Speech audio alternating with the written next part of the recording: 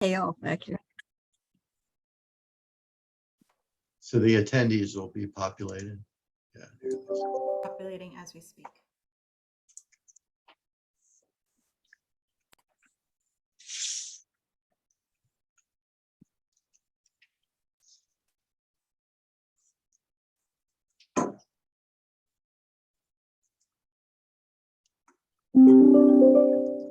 Okay, I think we'll get going here. Tonight is a fourth of 4 community workshops.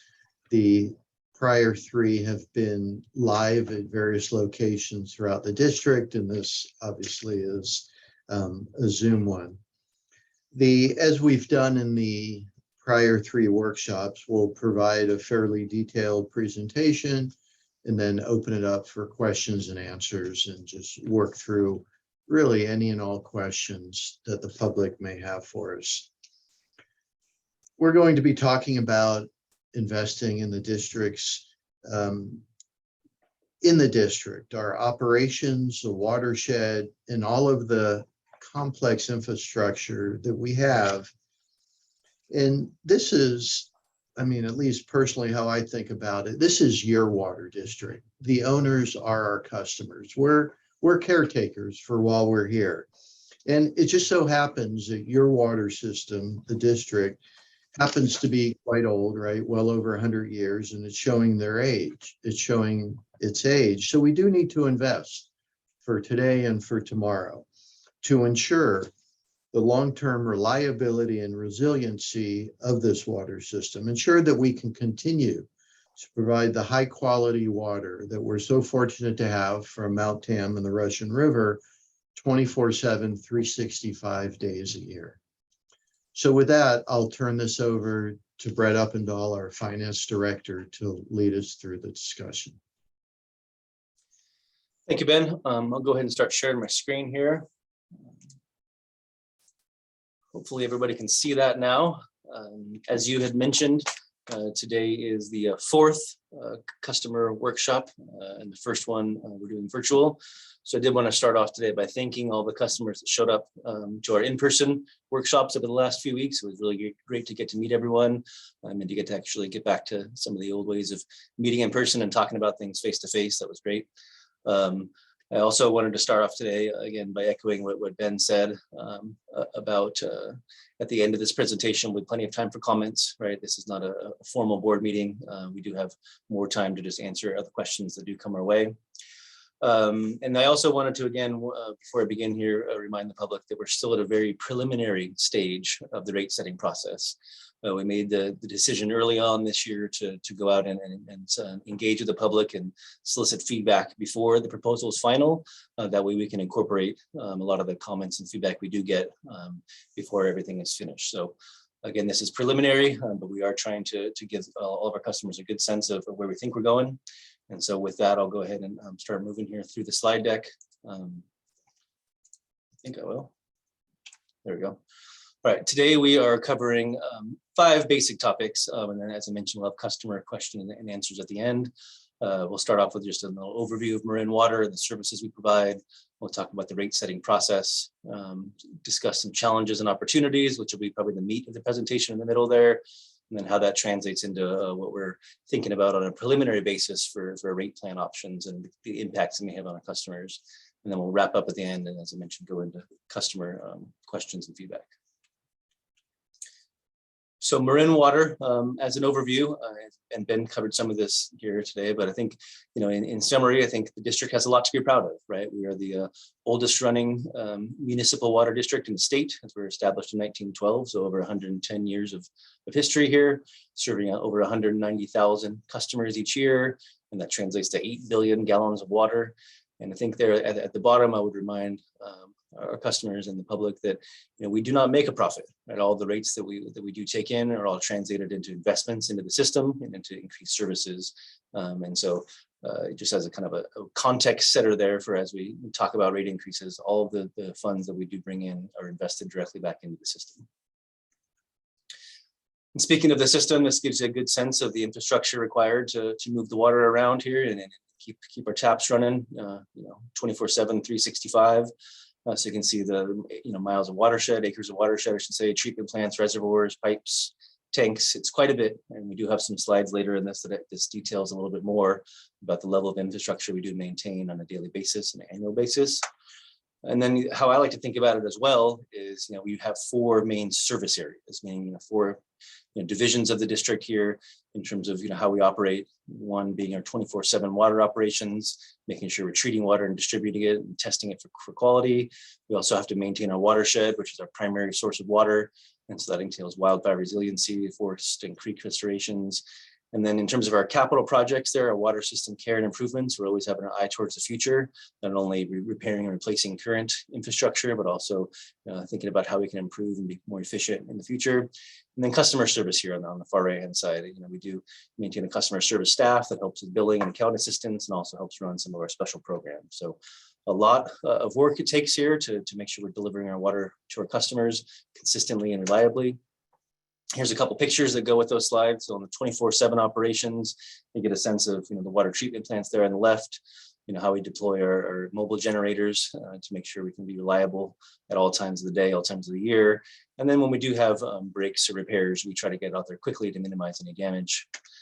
In terms of watershed management, as I mentioned, that's our primary source of water. So we're out there almost daily, making sure we're doing our job to reduce the fuel loads out there, to build bridges and restore trails out there.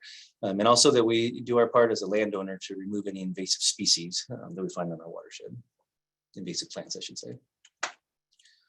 And then finally, in terms of caring for our system, that's that capital work we do, improvements and efficiencies. You can see the picture there on the left of the East Blythedale pipeline replacement project. In the middle here, Castania pump station that we did last year, and then other repairs out there at the dam. And we installed recently emergency generators more permanently at our treatment plants. So transitioning here into the rate setting process, I think the main question we have here, and why we're all probably here tonight listening to this presentation, is why is a rate increase needed here at the district? So, some of these are basic and some a little bit more complicated, but first reason is we need to keep pace with rising costs of operations, and we need to invest in our infrastructure. As Ben mentioned, and as I mentioned, we've had over 100 years of history here, so we do have a lot of infrastructure to repair and maintain.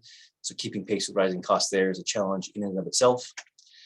Secondly, we need to maintain our water supply that we do have, watershed, and our wildfire resiliency efforts we've been committed to over the last few years. Thirdly, and this is not a topic that's lost on anyone, especially recently after this most recent extreme drought, we want to build our water supply reliability going forward. That means expand our access to water in the future. And then finally, as we'll talk about here in a few slides, we do need to be fiscally responsible here and replenish the reserves that we did use throughout the drought.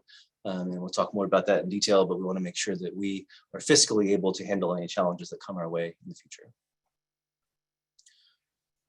So in terms of the rate setting process, and we could probably have a whole deck of slides on how rate setting works in California, but at a basic level, Proposition 218, as it says here in the top, it outlines the process by which all service fees are charged for every local government in California, not just utilities, but every local government.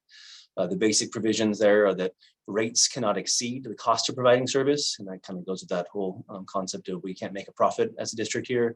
All of our rates that we do charge must support our current services. And then the second one there is that our cost recovery methodology must be proportional to our customer base. That's a long-winded way of saying we need to make sure we're being fair and equitable in our rate structure and how we design that, so that it's a proportional basis for how and who pays for the water.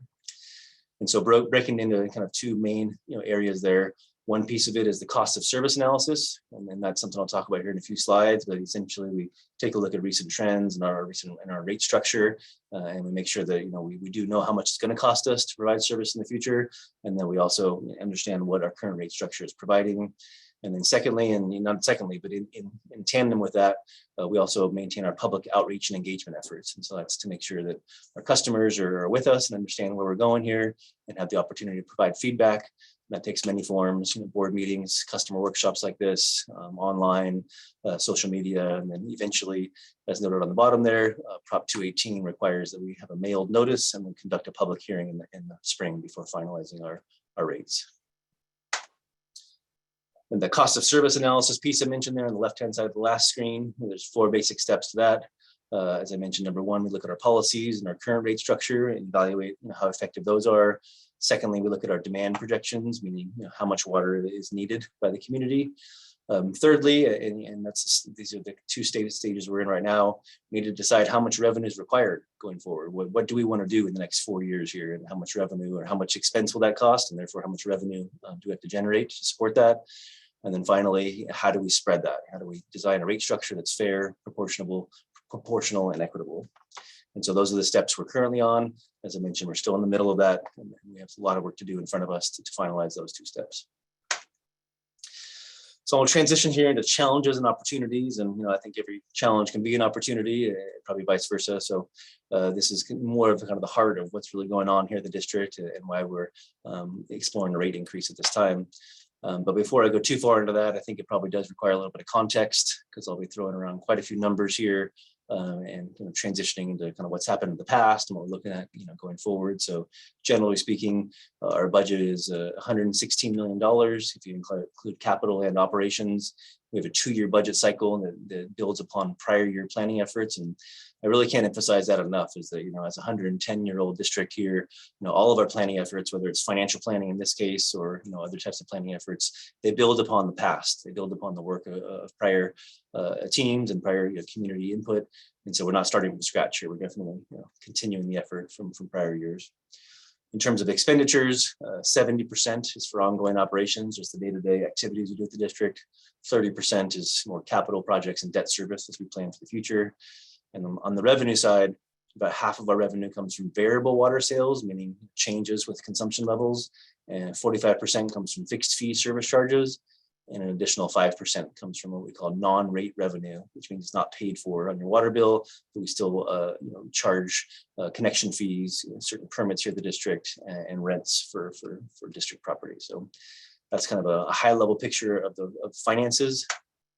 Then I'll go here into 5 key challenge areas, and these will mirror what you saw earlier in the presentation. But the 5 challenge areas that we're looking at in terms of this rate setting cycle, number 1 is that our water consumption district-wide is well below long-term averages. And so, I'll talk about that in a few slides, but we expect that trend to continue throughout the next rate cycle. And so that really kind of sets, one key variable in terms of the rate structure going forward, is we expect the overall volume of water consumed to be lower than it has been in the past. Partly because of number 1 there, but also because of inflationary pressures. We are looking at an annual baseline shortfall, just keeping our current service levels, within our current rate structure. The shortfall will be about $30 million. And so that's not a small number on a $116 million budget. And so again, that's partly due to our rate structure right now that's a little bit outdated, kind of using older assumptions on demand patterns. And also as we're experiencing inflation, and I'll talk about that in a few slides here, the end result there is a $30 million shortfall. Thirdly, our water supply enhancement projects. I think we all, again, we've been discussing that here at the district for quite some time here in depth in the last year or so, but those are not funded currently. Those weren't in the last budget, they weren't in the last rate cycle. So anything we do here at the district to try to make progress there towards enhancing our water supply, whether it's short-term or long-term, those will require additional funding. Fourth, our capital investments, and again, I've said this a few times, we have aging infrastructure. We're over 100 years old here as a district, and so I think our infrastructure is not getting any younger, and each day that passes, our shortfall or our deferred maintenance is increasing, and so we're looking at opportunities to possibly use bond funding to accelerate some of those repairs and to address some of the critical needs in the short term. And then finally, we need to just make sure we acknowledge that nobody has a crystal ball. There will be uncertainties in the future we cannot plan for. And so those could take the form of either climate change or drought impacts on the district, or more economic, whether it's economic cycles or just inflation as it makes its way through. So we'll need to make sure we plan for a little bit of uncertainty in the next 4 years. Translating those kind of 5 general concepts into dollars, and this is what you see here. And I mentioned that we have a $30 million current shortfall, and so this captures that 30 million plus some of the ideas we may have if we do want to expand or enhance any services or make progress on water supply projects. So just kind of generally breaking it down within these ranges, like the customer demand being lower than average is 12 to 14 million. Inflation's going to keep affecting us to the tune of $5 to $8 million per year. We're looking at implementing many of the ideas in the water supply roadmap, and that's $2 to $9 million a year. reserves and capital infrastructure. We're still working on that and trying to decide what's the right rate of replenishment for reserves and the right rate of capital maintenance to be pursuing. And then service level enhancements. The idea there is, we know we need to adapt to the times. We know that our organization has not changed much in our overall staffing patterns, as I'll talk about here in a few slides. And so if we really want to strengthen our organization and really get ourselves geared for success, we may need to make some service level enhancements in certain areas across the organization. So consumption trends, and this is what I mentioned about our demand patterns. And so this is a long-term look, looking back over the last 22 years or so, and then beginning to look forward. And so, adapting to consumption trends, as the title says, we've seen this trend, here, especially the last few years, but I would say, we've been below the 20-year average, in more years than not in the last couple of years. And so, generally speaking, you like to take long-term averages as you project going forward, but I think with the significant reduction in consumption we saw last year in fiscal year 22, where we saw a 22% reduction, and current trends are indicating that we're going to be below those long-term averages, likely for the next 4 years. We'll have to reevaluate after that. But the dotted bars here on the far right-hand side generally show where we think we're headed in terms of annual demand. We think we'll have some level of returning back to prior year averages, but generally speaking, we think we're going to be below the long-term 20-year average, at least for the next rate cycle. Next challenge here, and this is not necessarily unique to Marin or to water utilities, but it is still a fact that we have to deal with here in the sense that our expenses and our revenues don't really match. Our expenses are over 95% fixed, meaning they don't change when our customers use more or less water. Expenses basically stay the same, with the exception of some marginal costs there. You see the 5% marginal costs for electricity and for chemicals, and we do have changes in demand, but again, most of our expenses do not change year to year.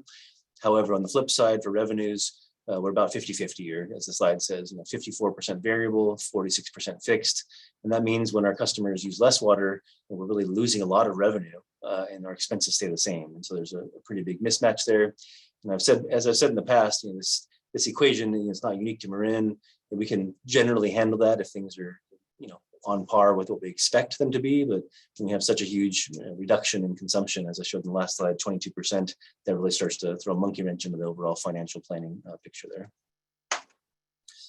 I mentioned inflationary pressures a few times. This is, I think, a pretty good chart that explains, overall inflation here in the Bay Area. So this is just taken from Bay Area data. You can see the all items index here on the left. Has spiked in the last year to 6 or 7%, and that seems to be holding still true as we get here in the wintertime.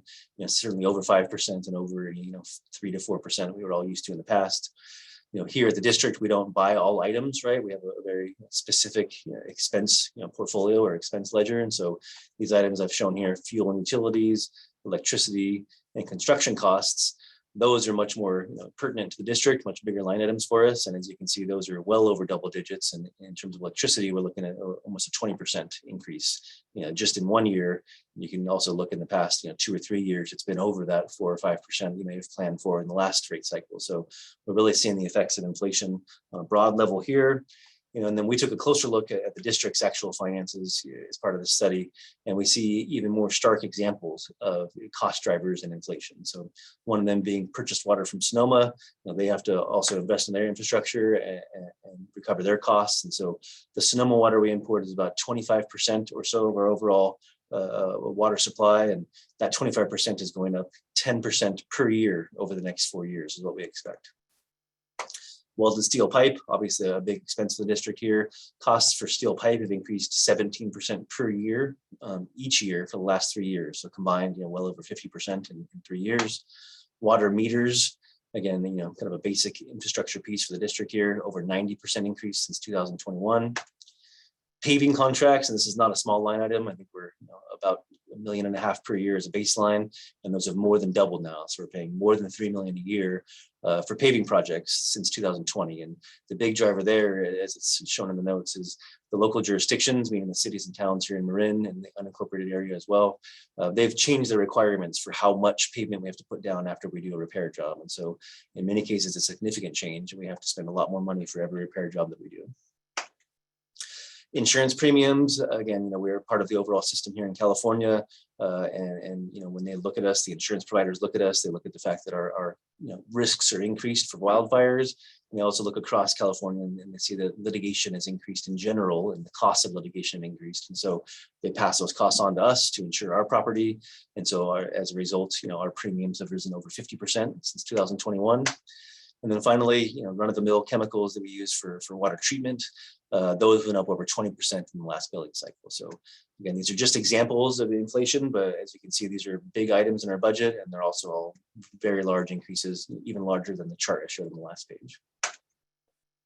So how does that all, translate to our forward-looking projections? And that's what this slide is meant to show, is our operating budget, our operating income here. And in this case, it's an operating loss. All the numbers are going the wrong way in this case, right? So currently over here in fiscal 23, where we're at now, we're seeing losses, as we speak. And what we're doing in this light shaded bar here, the 9 million light shaded, we're actually offsetting some of those losses now by deferring capital projects. We're holding a larger than average, or kind of larger than previous year's vacancy rate. And so we're holding back our expenses to kind of minimize the loss here and to minimize the impact on our reserves. But as the slides show, at current revenue levels, if we don't change our rate structure and that stays flat, expenses will keep rising, and you can see the deficit rises from 30 million next year to 45 million in 4 or 5 years. So definitely going the wrong direction and a pretty fast pace of increase there. So what does that do? Essentially, when we're losing money on a day-to-day basis, is we have to rely on reserves. And so this slide talks more about our reserve levels. And so as indicated in the notes there, we actually had pretty well-funded reserves in 2021. So we entered the drought in a pretty good position to be able to withstand, a normal and/or extreme drought as we ended up facing. So this is somewhat of an expected curve, you might say, during a drought. However, as you can kind of do the math yourself, after using $35 million in 2 years, we're now here to about this $28 million level for discretionary reserves. And if you think about the slide I just showed, where we're facing a $30 million shortfall going forward, obviously it's not going to take much time to deplete those. So to me, this indicates, probably need to act fast, and we need to make sure we can, do what we can to build back our reserves. Maybe not all the way to 2021 levels, but we need to do our best to be able to position ourselves well in the future to be able to withstand the next drought or the next major economic shock that we may face. So I'm going to take a step back here, and part of this is you look at those numbers, you say, wow, how can we be facing such a big shortfall? Why are we burning through our reserves? And so we look back and said, how did we get ourselves into this position? Was there something that we did here at the district that we didn't intend to, or kind of got off track? And the answer is pretty much no to that question. This is our adopted budget for our operating fund, right? And so you can see this pretty steady increase of 4% per year. Some years higher, some years lower, but generally speaking, 4% per year, which is right in line with inflation. So it's not like our expenditures are really the driver in this case. And another place you might look is our staffing levels, right? What have we done with our staffing levels? And so we look back and we saw that in 2014, the district actually reduced significantly the staffing levels here. We went down from 263 to 244, which is about a 7 or 8% decline. And since then, we've held staffing pretty much flat. I mean, it went up by a couple FTE for a while there in 2016, and right back down to this 242, 243 level we're at now. So, again, we're looking back and saying, how did we get in this operating shortfall situation? And it's not because we're spending more money on operations, and not because we're hiring extra staff. There's many other factors were at play. It's kind of the point to this. And so, this isn't the first time the district has faced cost pressures or faced pressures on the budget. We actually have a long history here of doing what we can to contain costs. And so this slide here is just kind of a general summary of the things we do, both currently and in the past and ongoing, to contain costs.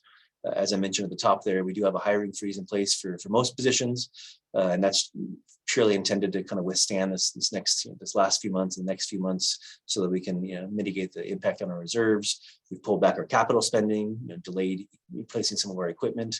And I would say on all three of those, probably a little bit short-sighted, probably something you can't keep up over the long term without having to pay more down the road. And so we're aware of that.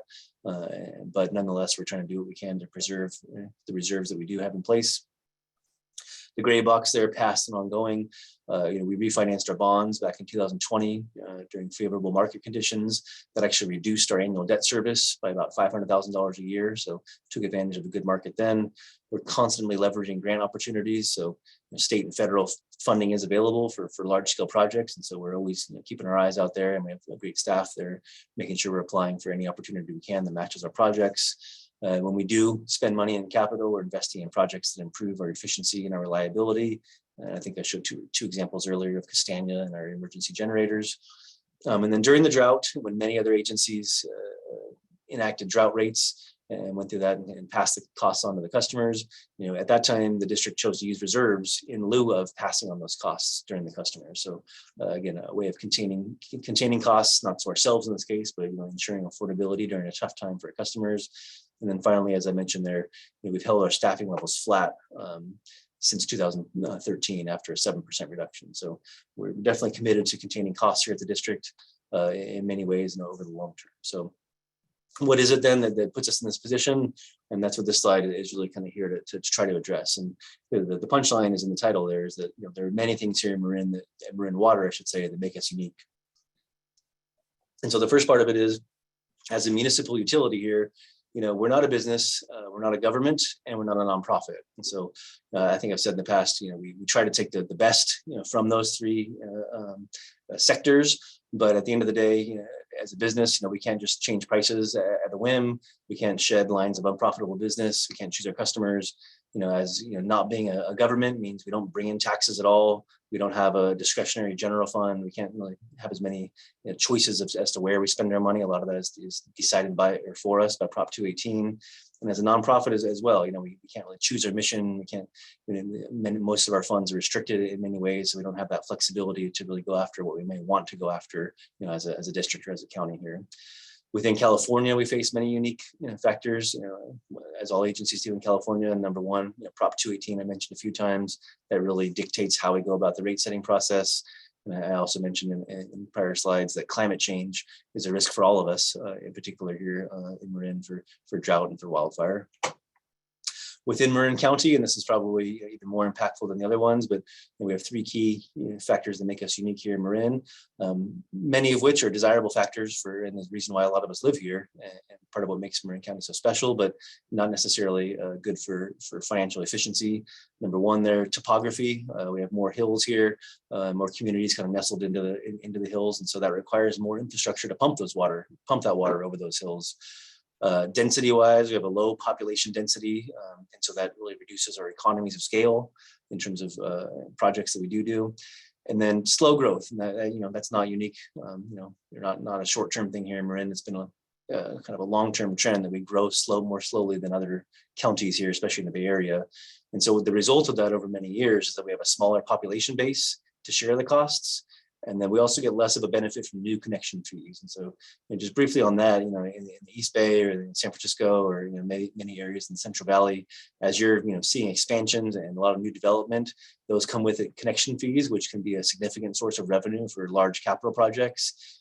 Here in Marin, we don't have that commercial sector. We don't have that level of growth. And so we really are kind of on our own, for better or for worse, to self-fund a lot of our capital projects. And so again, these are all things that are desirable about living in Marin, but they don't necessarily make it easier in terms of finances for financing a water utility. And then here at the bottom, as Marin Water, the oldest water district in California, again, a lot of deferred maintenance, underneath us as we drive and work and play around here. We do have our own local watershed and water treatment. And so I'll talk about that in a minute here, about the unique aspects of that. And related to that, unlike many other Bay Area water suppliers, Marin does not rely on the Sierra Nevadas or the State Water Project to receive our water. So kind of in a nutshell, this is what makes it challenging to run a water district here in Marin. Just to kind of dig in a little bit more on the source of water. So I think you've probably seen this slide a few times, but 75% of our water comes from reservoirs here within the county. We have about 80,000 acre feet of storage, and largely that's the Mount Tam watershed, as well as Nicasio and Suluhule, as you can see over here in the map within Marin. We do also import about 25% of our water from our neighbor to the north, from Sonoma County. So from the Russian River, we have a pipeline that brings water to us here in Marin for about 25%. So essentially what this slide is saying is all of our water comes from either Marin or our neighbor to the north, and it all comes from this side of the Bay Area. You contrast that to the rest of the Bay Area, right? All the other counties in the Bay Area. And you can see here, it's pretty clear that they're either getting the water from huge reservoirs up north, whether it's 4 million or 3 million acre feet in Shasta and Oroville, or they're getting their water from the Sierra Nevadas, in the case of McCollum or Hetch Hetchy for East Bay Mud and for San Francisco. And the thing I would say these all have in common or not all of them, but they have one of two things in common. Either they're state or federal funded or subsidized by state or federal funds as you look into the big state water project and a lot of the big investments we've seen there, or they're spread out over a huge population base, right? You think about East Bay Mud, you think about San Francisco PUC, you think about all the agencies that they serve, and that's a very big population base. So again, two of those, neither of those do we have in Marin. No state funding, no subsidies, and a much smaller population base to spread the costs. A couple final slides here before I turn it over to Crystal, our Director of Engineering, to talk about our capital projects. But as that all translates, and I mentioned we have a lot of infrastructure here. You can kind of see how Marin Water compares to our other neighboring agencies. Right about the middle in terms of size, right? 60,000 or 62,000 customers. But you start looking at the other lines here, miles of pipe and pumps and tanks, and you see that we have dramatically more, right? We have a lot more infrastructure in the ground just to get the water in and around our county. And I think it's even, you can do the math in your head on this if you want to, or if you wait to the next slide here, we do the math for you. It really shows how much more per capita in this case, when you divide all that infrastructure by the number of accounts, per capita, we have significantly more pieces of infrastructure to get the water around. And I think not only pipes in gray there, can you see, we're higher than all of our agencies around us, but really tanks and pumps, which is largely driven by the hills and the need to have different pressure zones here in the county. So that equates to me when I look at this, that just means that in all of our bills that we pay, we're paying for more infrastructure than anybody else is here in the Bay Area. So with that, I'll go ahead and turn it over to Crystal and talk a little bit more specifically about our capital projects and the challenges we face there. Thanks, Brett. We're going to give Brett a moment to catch his breath, and then before I hand it back to him. So we've been talking about challenges and opportunities in terms of our revenue requirements, and I'm just going to close it out with our capital program. So our current capital program is at about $18.5 million a year, and that's our baseline. We call it our baseline capital program, and that helps to pay for replacements for pipes, storage tank renewals, upgrading pump stations. It includes about $3 million a year that we spend on the watershed for fire and fuels reduction and roads and trails. It also helps to pay for upgrades to our treatment plants and facilities, and then ongoing maintenance and capital equipment purchases. And then, so moving forward, however, that's a reduction to our historical capital program. We actually in the past had spent a bit more every year, up to $25 million a year. And we had to reduce our capital program because of the reduction in revenues from the drought and from the reduced water sales. So we'd like to get that back up to its normal baseline level with a $5 million increase there. And then there's some opportunities, as you know, if you've been listening into our workshops for water supply. We are coming to the end of that process, and there'll be a roadmap that comes out, but there are some near-term projects for some enhancements to our water supply, and we'd like to get working on those in the next 4-year rate period, and then also start planning for some larger water supply projects that'll bring in even more water to the district. And then in addition to that, we have some large renewal and replacement projects that are part of baseline, but they're big projects that can exceed over $20 million each. So we need to think about how we're going to fund that, because that's, as you saw before, our normal annual expenditures is about 20 million. But here's some of the projects that we're working on today. In the coming year, we're going to be replacing or getting rid of one of our remaining redwood tanks in Mill Valley, Bolsa. And we'll start work on a replacement for Pine Mountain Tunnel. That's a tunnel that's capped on one end that we use for storage, and it's over 100 years old. It's starting to fail, and it's got water quality issues. So we'll be replacing that with 2 large concrete tanks near the Sky Oaks Ranger Station. And then also, of course, we have our ongoing watershed program that we'll be working on this year. Next slide. Thank you. So some of the work that we actually had to defer because of the reduction in the capital program would include projects such as hardening of our pump stations. We learned from the Santa Rosa fires that our wooden pump stations and wooden roofs are subject to being destroyed in a wildfire. So we definitely need to harden our pump stations for reliable water supply. We also have some system improvement projects that we're looking at doing in the near future. For example, San Clemente, there's a tank in that pressure zone that doesn't cycle often enough. And so we'd like to add some pressure regulation valves and sort of shorten or reduce that pressure zone so that we can get that tank to cycle more often. And then there's a big valve project up on Freitas Parkway. It's for seismic reliability and operations. It'll allow us to isolate certain parts of our system in the event of an earthquake. All right, go ahead, next slide. And then let me just talk briefly about some of the opportunities in the future that we'd like to fund. There's those large critical infrastructure projects that can cost upwards of $20 million, $25 million a piece. And that would include a major transmission line called the North Marin Line that runs from Kent Lake. It's a raw water line to San Geronimo Water Treatment Plant. AMI Smith Saddle tanks, those are the two large steel tanks just north of Fairfax on the hill there. They're some of our largest tanks in our system, and they're corroded and they are in need of replacement. And then we have some seismic work at a treatment plant, and Ross Reservoir is also in need of replacement and upsizing to provide adequate fire flow to the community below. And then, of course, water supply projects, which you'll be hearing more about in the upcoming workshops for the roadmap on water supply. Next slide. And then let me just point you to our website, marinwater.org/CIP. We have an interactive map where you can hover on the active projects, the projects that we're working on today in terms of planning, design, and construction. If you hover over, you can get some information on the costs and schedule. You can click on it and get even more detailed information. So if you want to know more about the projects that are happening in your neighborhood, you can go to that website and learn more. And with that, I'll hand it back to Brett, and he's going to start talking about our rate structure as it is today. Thanks, Brett. Great. Yeah, thank you, Crystal. So yeah, the next section of the presentation here, we'll cover a little background on our current rate structure, and then we'll transition that into what all this means for a preliminary idea for the coming rate plan.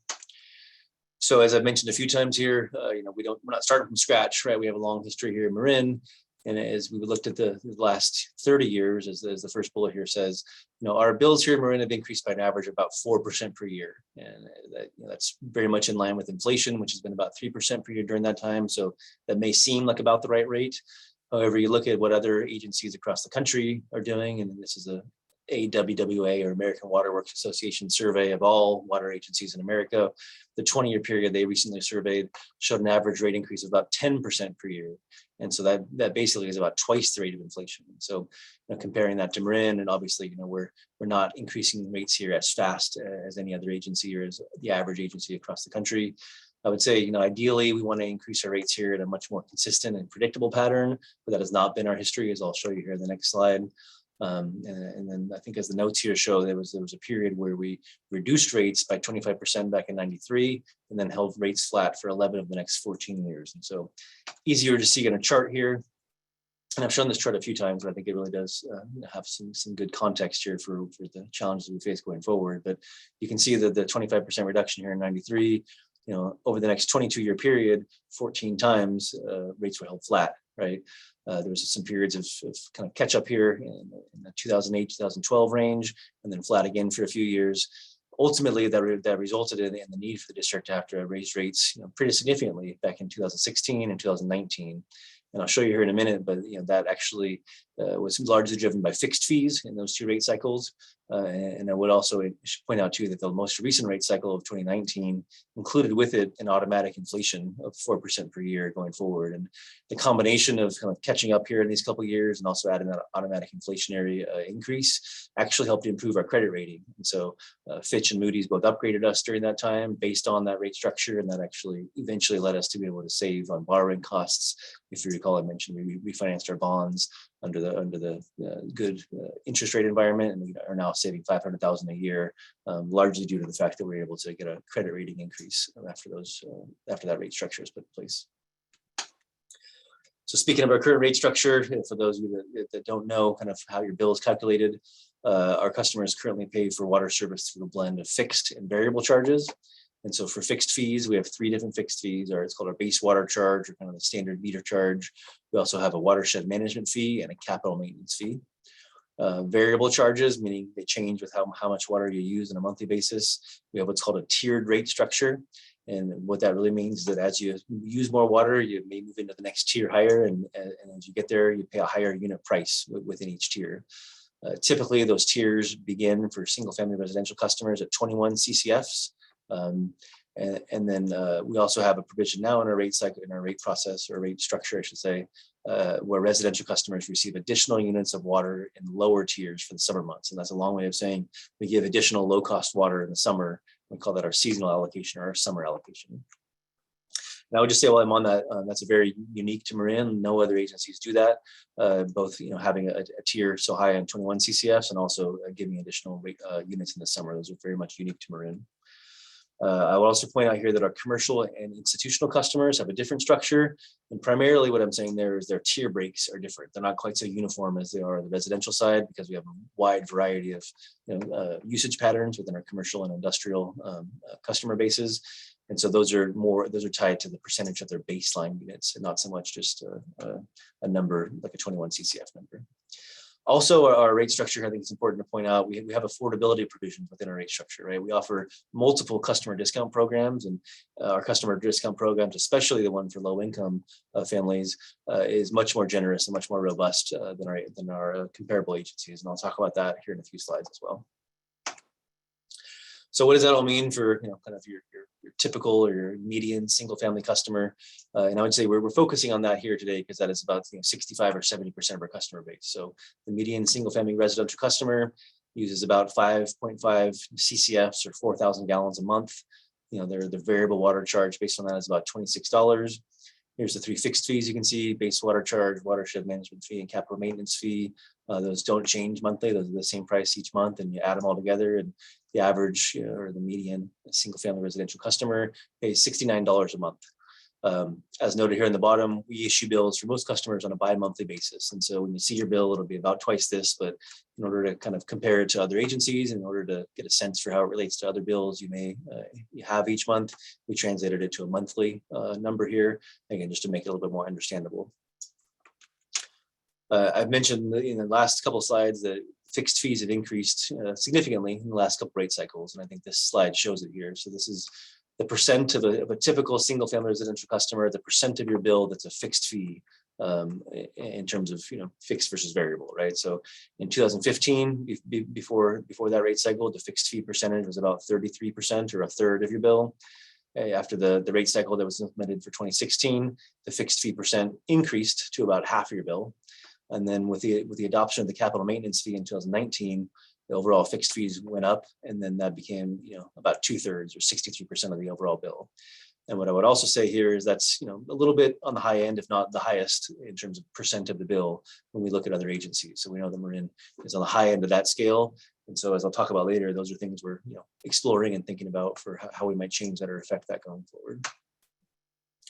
The slide here is a lot going on, and I won't spend a lot of time on it, but this is a way of indicating our tiers. And so this big blue curve through the middle here is, for our usage on a monthly or bi-monthly basis, how many customers use how many CCFs. And so what this is really telling you is the middle of the curve here, the 50th percentile, half of the customers use less than 11 CCFs, the other half use more than 11 CCFs. And you can see the tail of this goes on, out there. But for the most part, 75% of our customers are right around 19 or 20 CCFs. And the point I'm trying to make here is that our tier pricing schedule that we have in our rate structure, the tier 2 prices, where it begins to be more expensive water, that starts occurring at 21 CCFs. And so mathematically and kind of financial planning wise, where 80% of our customers are not being affected by the tiers. We're not sending a pricing signal, we're not sending a conservation incentive, and it also means we're not delivering our lowest cost water to our lowest water users. And so again, that's another thing we're going to look at in terms of how might we impact that or change that going forward to make it a more normal distribution within this curve. And so this is really what I'm getting at here. Our focus areas for this rate structure process. First of all, we want to update the rate model to reflect our current demand patterns, right? So we know our demand has gone down, so we need to shift the math around that to make sure we're matching the demand patterns. That also impacts the tiers I just talked about. And then our cost of service, right? Our costs are going up. We have to reflect that through the rate structure. So we're going to be looking at reducing our residential tier breaks to better align with that curve I just showed you. We're going to take a look at our fixed fees as a percentage of bills and find out if we can get a little bit more in line with our other comparable agencies.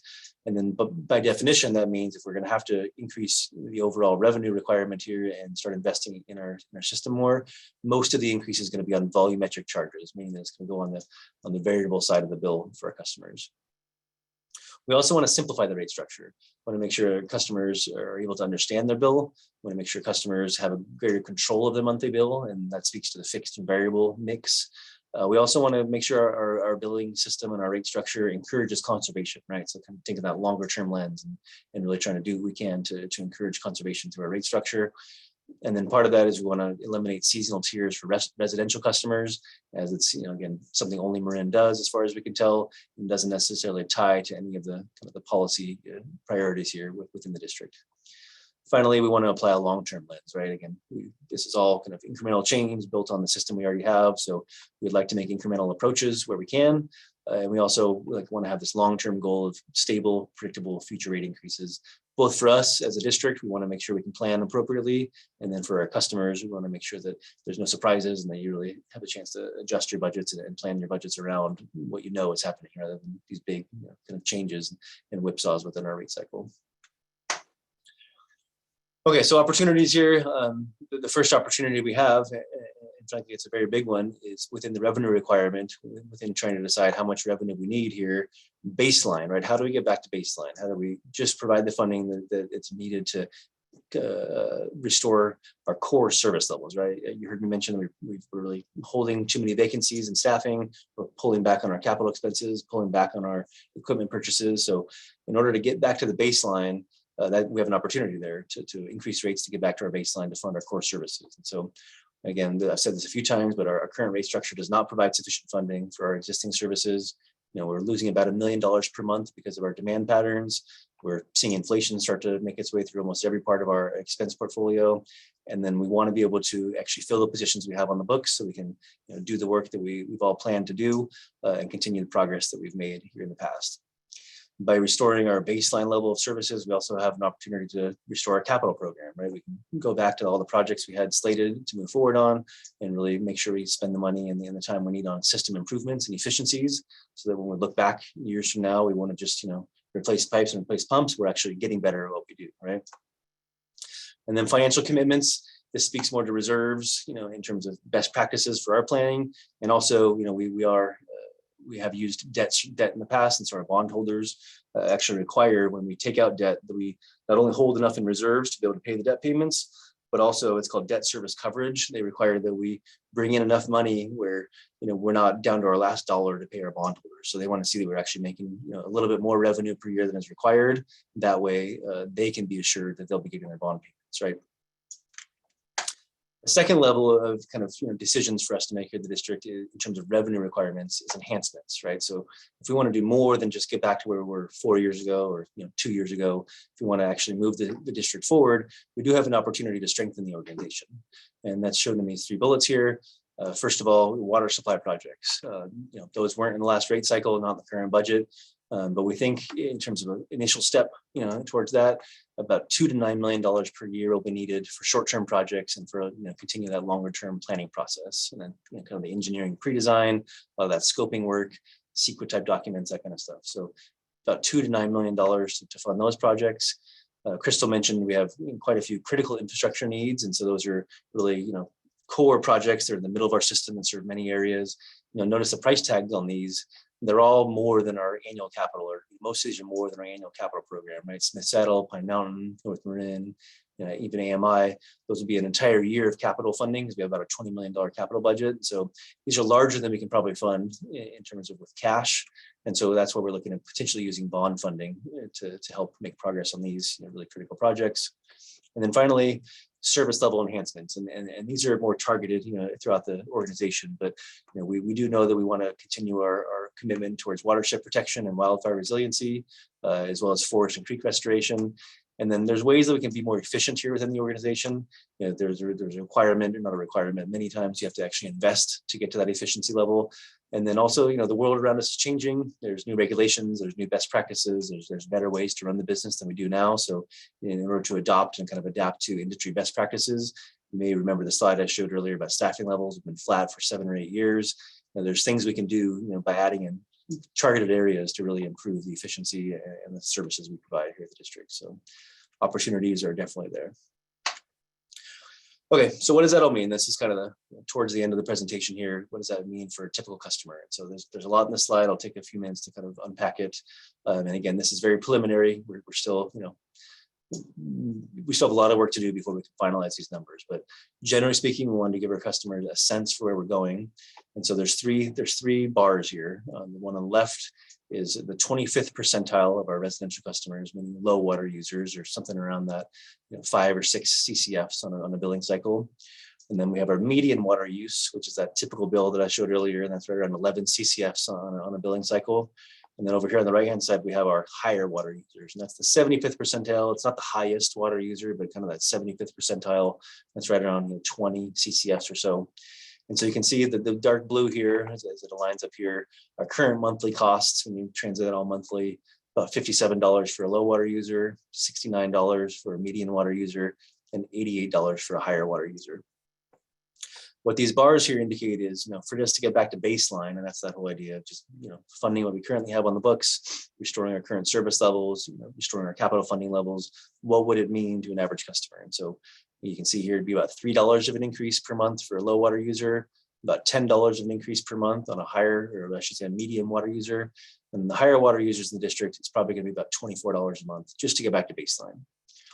However, if we want to take our opportunities here to move the district forward, whether that be water supply projects, whether that's key infrastructure improvements, or whether that's really kind of attacking those service enhancements in targeted part of the organization, well, that adds on top of it, right? So another $9 per month to be able to fully enhance services, as I just mentioned there, and fund water supply projects. About an additional $20 per month for the median water user, and about $44 per month for the higher water user. So again, preliminary numbers here, and we still have a lot of decisions to make as a district in terms of which target we're going to shoot for and how quickly to get there. But in terms of transparency and early engagement, I think this is the idea. We want to give customers a sense for what that means for their monthly bill. As I had started to mention earlier, we do provide a very robust discount programs, as affordability always comes to mind whenever we talk about rate increases. And so we offer 3 core programs here: medical disability discount, a waiver program based on income, and then a super saver program that rewards our lowest water users, the lowest 5% of water users automatically off your bill. And what I would generally point out is that the waiver program based on income currently benefits about 1,000 customers, and it basically waives all fixed fees from qualifying customers' bills. And so we waive all our fixed fees, and that's a higher benefit level than most other agencies. And we also have a higher threshold, meaning that more people can qualify here in Marin than they qualify in other areas. So I think it's a lot to be proud of here, the district's history of focusing on affordability. And I just want to make sure that all of our customers are aware that we do have these programs in place, and they can be very, very beneficial if you qualify. So that really brings me towards the end of my presentation today. And I'll just kind of recap it here. The 5 key areas we're looking at. Again, we have an ongoing shortfall right now, about $30 million just as a base case, and that's really tied to reduced consumption and inflationary pressures. We do want to make progress as a district here of water supply enhancements and other service level enhancements, and so that can take the form in many different shapes. And like I said, we have to kind of hone in on those numbers here in the next couple of weeks. But short-term projects, medium-term, and long-term planning. Capital investments are always going to be a priority here. It's going to take us years to really get past the backlog, and so this won't be the last time we talk about needing to focus on capital investments. And as I mentioned here, there's a couple critical projects there that we may be able to use bond financing for to really kind of catch up there. We're going to update the rate structure to kind of better match our demand patterns, to make sure we're matching what our customers are using in terms of water consumption. And then finally, I mentioned it a few times, but future uncertainties, we don't, no one has a crystal ball. We don't know everything coming our way. We do our best to look at the past and kind of project that going forward, but it's getting harder and harder to kind of forecast what's going to happen over the next 4 years. So climate change, drought, inflation, we don't know. And what that means to me as a finance director is better to have some level of reserves and some level of stability. That way, if we do have to encounter any challenges, we have the ability to do so and keep the water running and keep our services in line. So with that, the next steps will be district staff will continue providing updates throughout the spring, primarily in the form of board meetings and digital and print resources. Proposition 218 notice will be mailed out ideally here in March. We're looking to schedule a public hearing in May of 2023. And then all of that will hopefully lead us towards a new rate structure to be effective in July of 2023. So again, there's a lot of information covered here today. I think, as we mentioned, this won't be the last time that we are presenting to the public or to the board. But in the meantime, we do have a dedicated website there just for rate setting. So you can see your marinewater.org 2023 rate setting. Not only does it have resources to understand your current bill, but also some past resources. We're going to put all of our presentations up there. Many of them already are there. Frequently asked questions. And we'll continue to add to that website throughout the next weeks and months. And so I would invite you to either bookmark that or make sure you're able to easily locate that page. So that wraps up my part of the presentation. Again, the point here is to really get feedback from our customer base and to really make sure we're headed in the right direction. And so I have on the screen here instructions for how you can participate. And why don't I turn over to you, Terry? Maybe you can do a better job of explaining how customers can participate here. Thank you, Brett. So far, I have only Mr. Phil Sutter, so I'm going to go ahead and allow you to speak, sir. Go ahead. I've enabled your permission to speak. Oh, well, thank you. I didn't realize I'd be the only voice here tonight. But first, I'd like to make an opening comment that the district is doing and has been doing a terrific job in its core mission of supplying high quality potable water to all customers. I've been infesting a bunch of these board meetings over the last few months, and I've been hearing two messages. One is that we're using less water and our revenues are going down. And the other message is we only have a 2-year supply and we need to find more water. So I'm not sure whether we need more water or whether we're not using enough. And that message is not always clear to me. I do know that some of the water supply alternatives we look at are expensive with high fixed costs, and that's only going to exacerbate revenue issues in the coming years. I just dug out an old check register from a decade ago, and my water bill over those 10 years has gone up 250%. And that's a lot more than 4% annually. And I believe it's a direct result of increasing fixed costs and the district taking that into account in its rate setting structure. My last bill bi-monthly bill was $83, and the amount I paid for water was about 6% of my total bill. The other 94% was fixed costs that are going to stay no matter how much I buy into the conservation message, which I do. I support revising the tiers, but I do think the tiers should kick in a lot sooner. I mentioned at a board meeting a few weeks ago that 82% of our water is sold in tier 1 and less than 2% in tier 4. I suggested a 50, 25, 15, 10% split among the tiers. And I calculated that would deliver about $30 million a year. I looked at the tier levels that you've been an advocate of, Brett, and I looked at the numbers that you provided tonight. And I still think that they give far too high a break to heavy water users who we hear repeatedly are not sensitive to paying more. What's more, as we know, what we also know is that this heavy water use is primarily used outdoors. And I really think in the years ahead, we should really be discouraging outdoor use of potable water. I just don't foresee a future when we're going to be able to use 40% of our residential water outdoors. And I think the sooner we start phasing that out, the better. I'm trying to work on a few additional thoughts in terms of how the district might get into the business of supplying non-potable water with a different rate structure to people who really want to spray it outdoors and concentrate on its core mission of providing, potable indoor water of the high quality that we currently use to our regular customers. So they're kind of my comments. I really think that looking at the rate structures the way you are is going in the right direction. But I think we'd be doing the district a favor, and we'd be doing our customers a favor if we set up a rate structure that makes it really kind of painful to be using large amounts of water outdoors.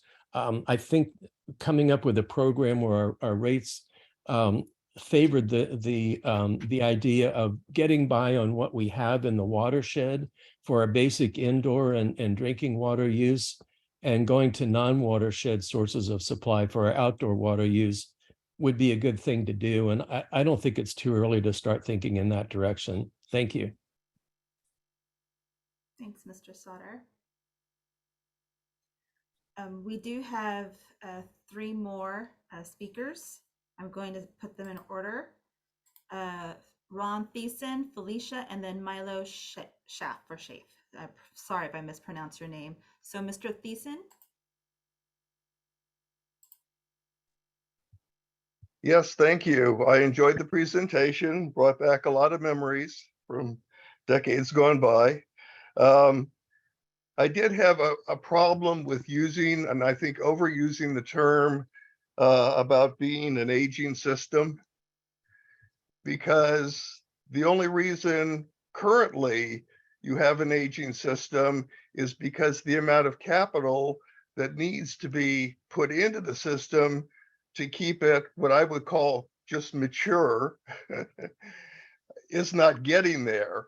So just like a long-range capital program was developed decades ago to get away from doing bond issues every 5 years, that you have to get back to that mentality, because it's still the most efficient way to spend the money is to have the appropriate amount coming in for that type of expenditure every year.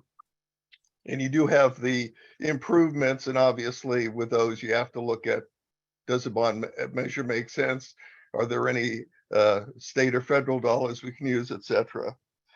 And the other thing I wanted to talk about was conservation, because conservation has been known since the get-go. The more you encourage the conservation, the less is your base demand. The water system, actually, for most of it, is based on what fire flow has to go to things. So if anything, your water quality people will get upset with you as you get more conservation in place, because it means more flushing and those sorts of things. But it's a real thing, and we have to deal with it. So I think however you want to work that into the base, even if you want to call something a conservation charge that everybody has to pay, or at least show it as a level, because as the demand goes down and the fixed costs stay fixed, the figure I used to know was like 92% fixed, and I see it's 95 now because more conservation's in place. So those were a couple of pointers. You're talking about dealing with the public. You want to be upfront with them. Thanks, Ron. Felicia, please. Hi. Again, thank you guys. You do a great job of providing us with the fresh, clean, potable water. I do have a couple of questions. The federal infrastructure that is available, the funds, has that been looked into?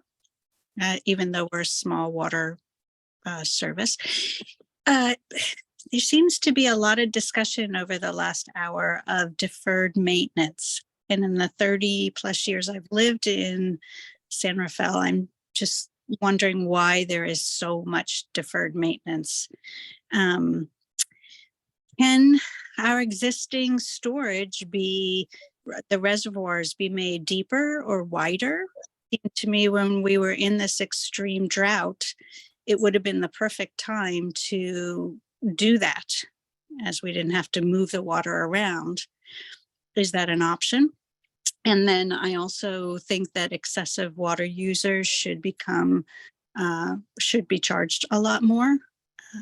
I have a service company, and my clients are generally very wealthy, and I see extreme water waste when I'm at those clients. So I think that there's a disconnect between the cost of what that water is, because so much of our bills are fixed rather than usage.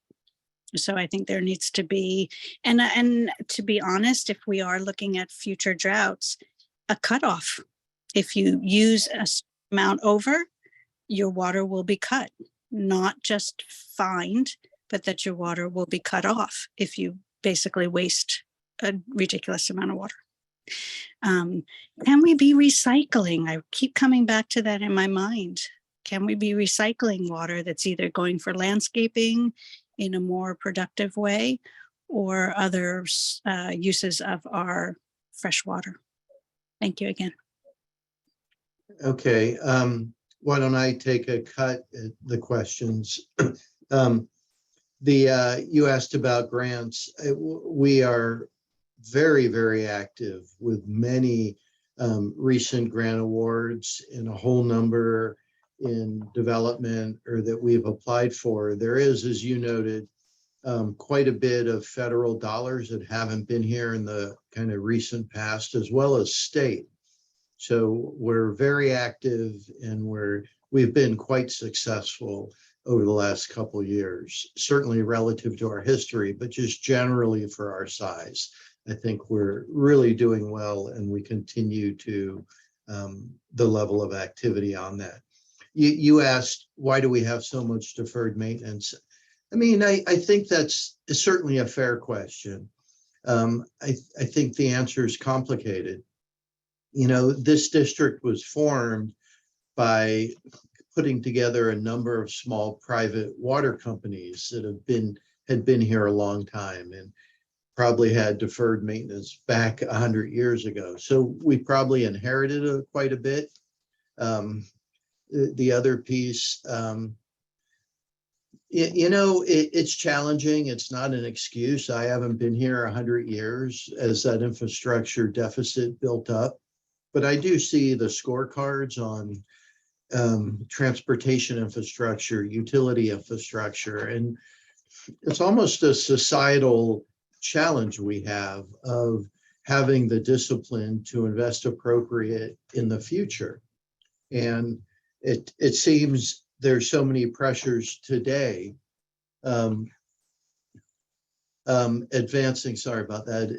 Investing for the future isn't always front and center, but it's certainly something the board is very interested in, and we continue to have a lot of discussions with them on that.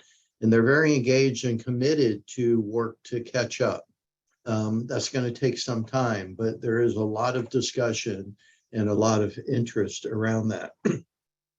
You asked a couple really more water supply, not finance, but where this is kind of an open forum, these workshops. I did want to briefly speak to it. Yes, about existing reservoirs. Dredging is very, very difficult and costly and really not practical, which is why generally, if not completely in California, dams are constructed in canyons and in areas that you aren't dredging. It's more complicated than that, but bottom line, the cost is just very extreme and not competitive with other options. We are looking at increasing the height, modest increases to existing reservoirs, and we're going to dive into that deeper in the coming months, anticipating there may be one or two with some relatively small investments. We can get a good return on that investment and increase our local supply. And lastly, you did ask about water recycling, and we do have a program with Purple Pipes in San Rafael. Unlike many jurisdictions, many water agencies that have refineries or many golf courses in a certain area, where we call them in the business anchor tenants, where they kind of pay for the piping to get out there, and then you tie other people along the route. It's very difficult to extend the Purple Pipe system, and costly and not competitive, but it is in the mix, and we are pursuing grants to bring recycled water project costs down. So we are hopeful that we continue to grow the recycled water program, and that stays in our kind of water supply portfolio. Thank you. Anything to add, Brad or Paul? Or I think I covered it. Okay. And we have Milo, please. Hi, thanks for letting me speak. It hurts my heart to hear people with gardens described as bad people, outliers who waste water. I have lived in Marin for 30 years and have a garden, and I've planted more and more water tolerant plants, but there's still a certain amount to keep it green. And what Marin is in terms of beauty is green. And so I'd just like to stick up for people that don't want all their plants to die. I looked at your projections, and I'm probably on the 75th percentile. So my water bill is going to go up 75%. And I think that's really unreasonable for a lot of people that have big gardens, who have fruit trees, who plant vegetables and try to keep just the minimum of their garden going. That's really discouraging. And to get rid of the summer allocation means that we here in my house, we have showered with buckets, we don't flush our toilets.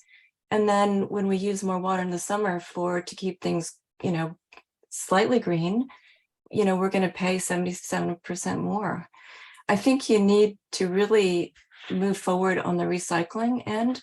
Sure, we can recycle our water with our washing machine and it can go out to a small number of plants, but that's a pathetic recycling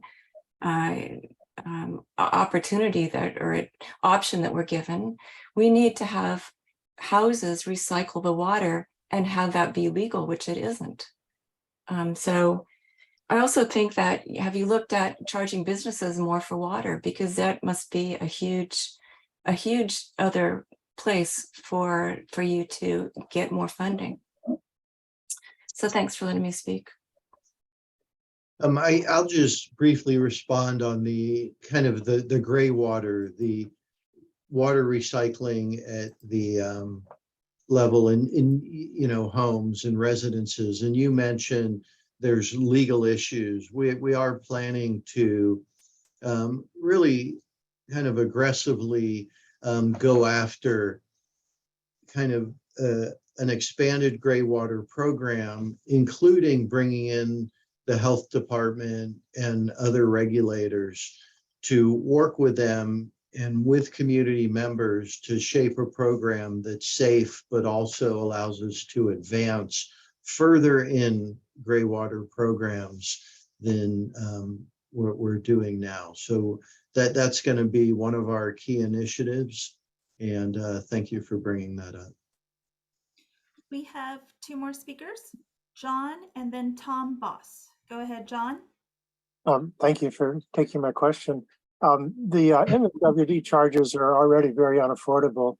MMWD needs to reduce their expenses and lower the rates, not increase the rates. This can be done by moving tier 1 rates, increasing the tier 4 rates and reducing the tier 1 rates.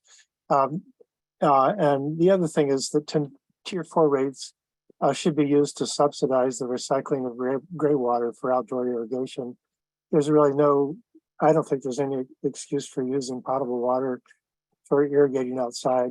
I can use gray water to water my plants, and I don't know why other people, it should be mandated, especially for businesses. Thank you. Yeah, John, part of how we spread our costs is the least expensive water to the low water users. And as the demands go up, they're paying for the more expensive water. And specifically, you noted recycling. So that's kind of the design that's included in the rate structure. Recycling is among the more expensive kind of forms of water, and that is used for irrigation, of course. And the costs are borne generally by the higher water users for that more expensive water. So that's built into the rate design.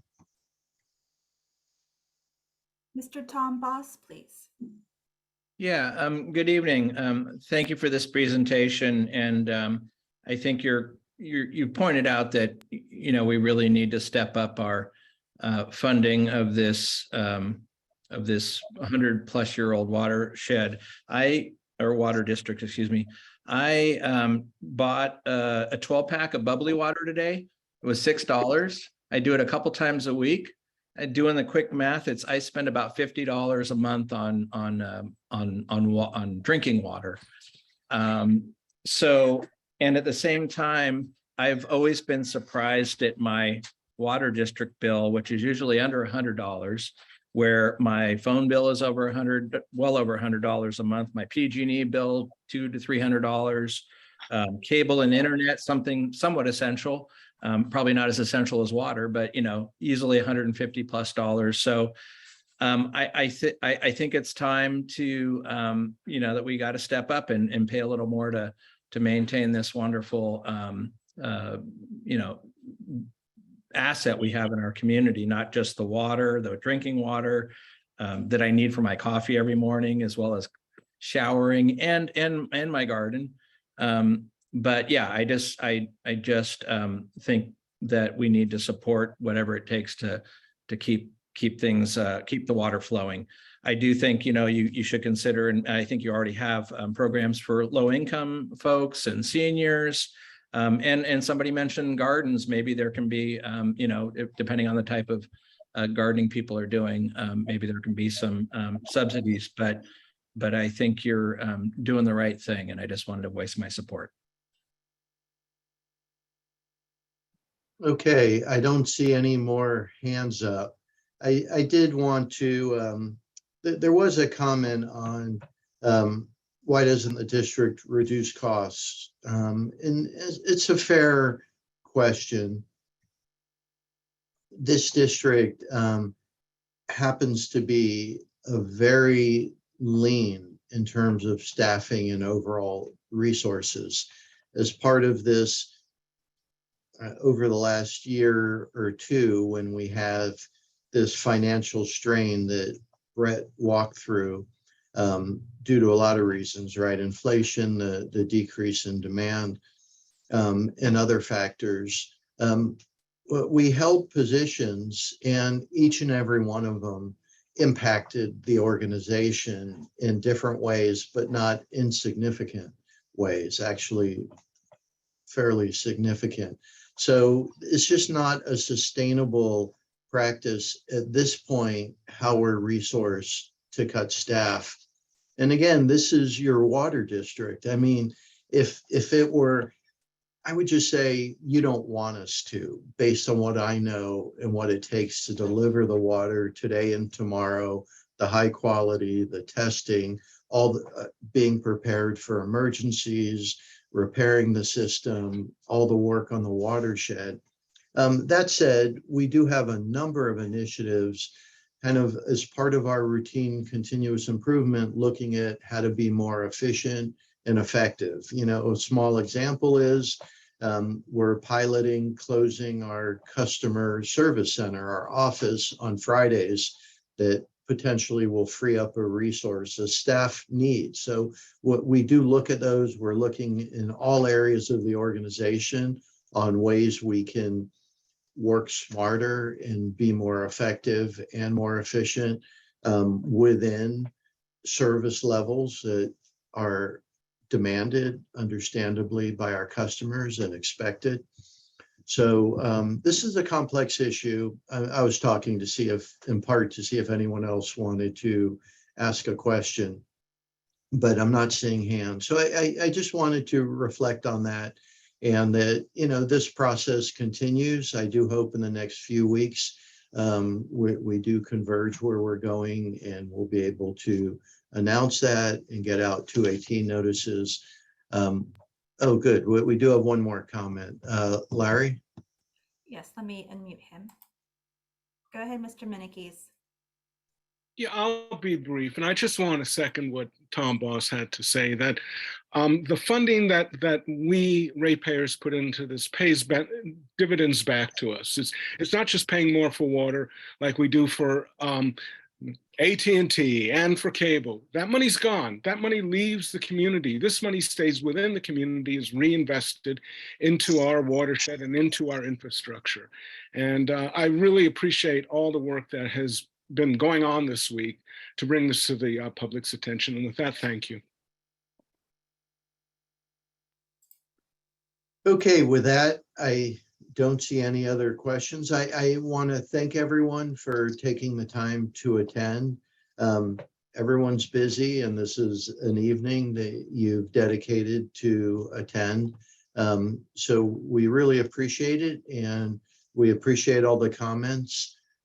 We take note of each and every one, and we go back and we look at the themes that have come, and we're going to be talking to the board about the kind of general themes of comments that have come out of these workshops, and how do we address them? How do we adaptively manage what we're thinking about moving forward? So thanks again, very appreciated, and have a nice evening. Thank you. Good night.